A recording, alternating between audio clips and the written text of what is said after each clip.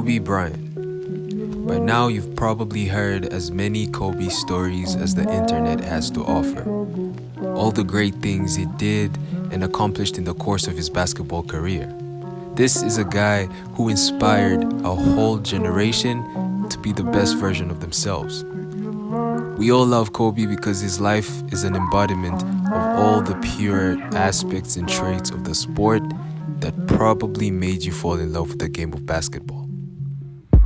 The same things that you will always notice in every story told about him. The crazy work ethic, the discipline, the hunger to be the best and to settle for nothing less. The focus, the ability to talk the talk, but also walk the walk. And the love and dedication to the craft that made Kobe Bryant synonymous with the words greatness and obsession.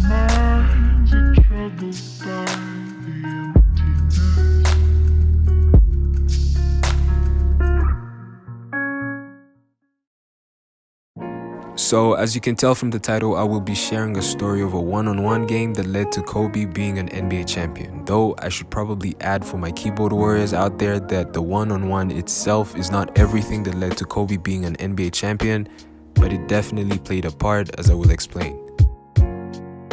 In the 1998 offseason, a 19-year-old Kobe Bryant, who was fresh off his second season in the league, was asked to be a part of an MTV series known as The Real World. Here, he was set to play against cast members of the show just for entertainment and the sake of TV. But he wasn't going to be the only NBA player there. There was also going to be another Hall of Famer, Reggie Miller, who at the time was in his prime as an all-star and the best shooter in the league. And they were by no means strangers. Coming into the league, Kobe's agent was also Reggie Miller's agent. And this agent, Arn Tellem, had asked Reggie Miller to take a 17-year-old Kobe under his wing to show him how things worked in the league and so on. The two had become close because, as Reggie recalls, they were talking and texting every day. And one thing he remembers about young Kobe was his curiosity. He usually asked questions about the big stages in basketball and what it was like to go against the best players in the playoffs, especially Michael Jordan. Days before they were set to play against the cast of The Real World, Kobe kept insisting and begging Reggie Miller to play against him in a one-on-one game. So much so that Miller was hearing it from his agent that Kobe was really looking forward to it and kept asking for Reggie to show up early just to make sure that they would play their game.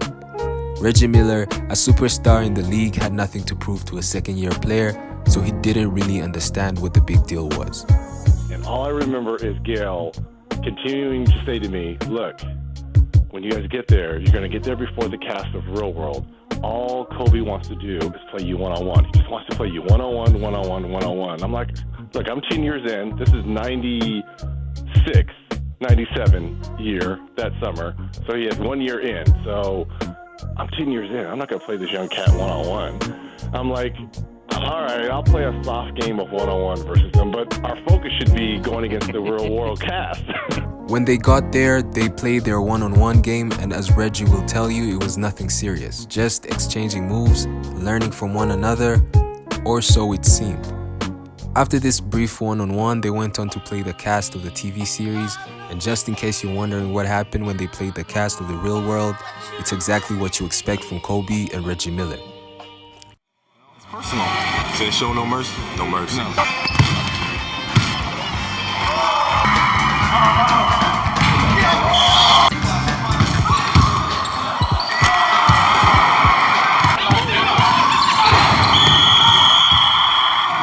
It was a 2-on-5 game and they were going in. No mercy as they had promised. They had bet some money, $40 to be exact, which is basically nothing to these millionaires, right?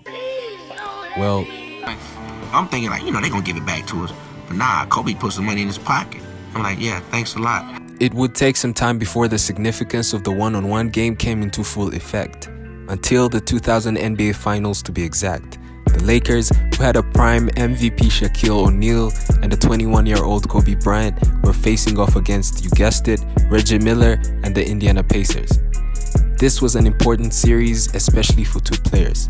Shaq, who for a long time had been in debates as the best big man in the league, but who was usually dismissed due to the fact that he hadn't won a championship. something that he even admitted to have kept him up at night, and something that really bothered him. And then we have Reggie Miller, a man in his 13th season who was considered to be the best shooter in the league, had multiple All-Star appearances, historic games, and historic fights, but like Shaq, he had never won a ring.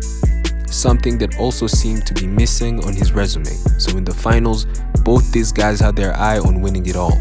But perhaps critics had focused a little too much on the two main stars, and they had forgotten about a young star who had waited for moments like this, and specifically the moment to go against Reggie Miller. See, when they played their one-on-one game and exchanged moves, what Reggie was doing was teaching him a couple of moves and giving him knowledge. But for Kobe, what he was doing was planning for the future. And then, tactically, I don't think anybody knows this, but yeah, I was filming some show at UCLA the summer before, and Reggie Miller was up there at UCLA. And I said, okay, they got a really good team in Indiana. We might see these guys. And I said, let's play one-on-one. And we played one-on-one. I proceeded to really measure him and see what he liked to do defensively, see where he moved, see where he was weak at, what I could exploit. And so when that happened in the finals, we were here, I knew what I had. I knew what I could take. I knew what he would give me. And it was just a matter of just measuring him and going to work. So it was a thought-out attack for him. So yeah, Kobe was just gathering information, and there's no doubt he used that information. In Game 1, which was mostly dominated by Shaq offensively, Kobe scored 14 points, but in his defense on Reggie Miller, he held him to a playoff career low of 7 points, and he shot 1 of 16. So with their star player struggling, Indiana lost that game. In the next game, Kobe injured his ankle after just 9 minutes of play, so he left the game, and he also went on to miss Game 3, which was the game that the Pacers won. So the Lakers led the series 2-1. The world would really see a glimpse of the greatness of Kobe Bryant in Game 4. See, this was a crucial game for both teams. You could argue that the winner of this game would be the eventual winner of this championship. Like I said, the Lakers led the series 2-1, but back then the playoff system was different from what it is today. At the time, it was a 2-3-2 system, which meant that the first and the last 2 games of the series were to be played in LA, but the 3 in the middle would be played in Indiana.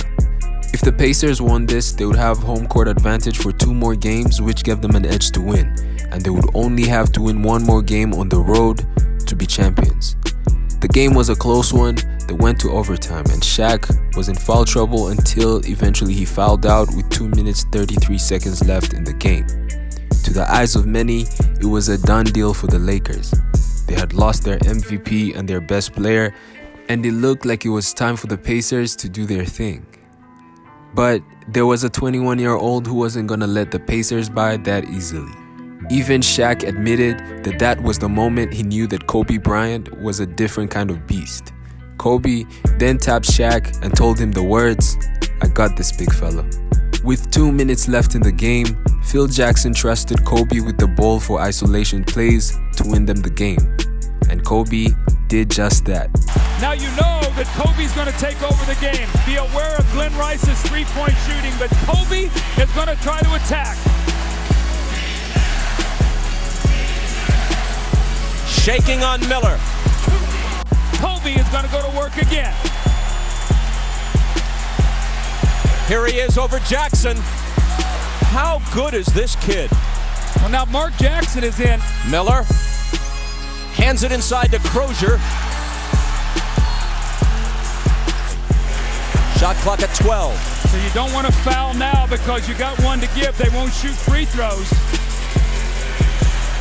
Shaw running one-hander, followed in by Kobe Bryant. It's almost as if there were $50 on the line. To make it worse, the move he was hitting was the same one that he had asked Reggie Miller to teach him. He went on to win the game, a game that Reggie Miller said to have been a must-win for them if they were to win the championship.